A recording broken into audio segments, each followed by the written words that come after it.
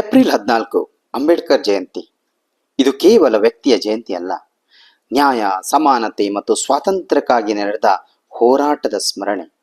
ಆ ಮಹಾನ್ ಚೇತನಕ್ಕೆ ನಮ್ಮದೊಂದು ಸಲಾಂ. ಜಯಂತಿ ಆಚರಿಸುವುದೇಕೆ ಎಂಬುದಕ್ಕೆ ಇಲ್ಲಿ ಮುಖ್ಯವಾದ ಕಾರಣಗಳು.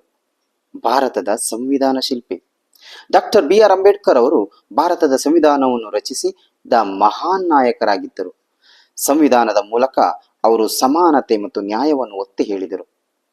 ಸಾಮಾಜಿಕ ನ್ಯಾಯದ ಹೋರಾಟಗಾರ. ಅವರು ಜಾತಿ ಭೇದದ ವಿರುದ್ಧ ಹೋರಾಡಿದರು ಮತ್ತು ದಲಿತರೂ ಸೇರಿದಂತೆ ಹಿಂದುಳಿದ ವರ್ಗಗಳ ಹಕ್ಕುಗಳಿಗಾಗಿ ಜೀವನವಿಡೀ ಶ್ರಮಿಸಿದರು. ಸಮಾನತೆ ಮತ್ತು ಗೌರವದ ಪರಿವಾರ.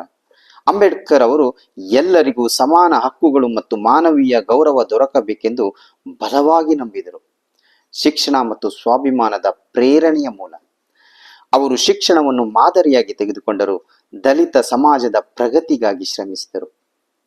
ಸಾಮಾಜಿಕ ಪರಿವರ್ತನೆಯ ಪ್ರತೀಕ.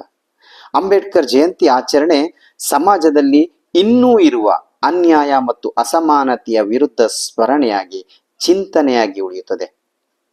ಆ ಚೇತನಕ್ಕೆ ನಮ್ಮದೊಂದು ಸಲಾಂ.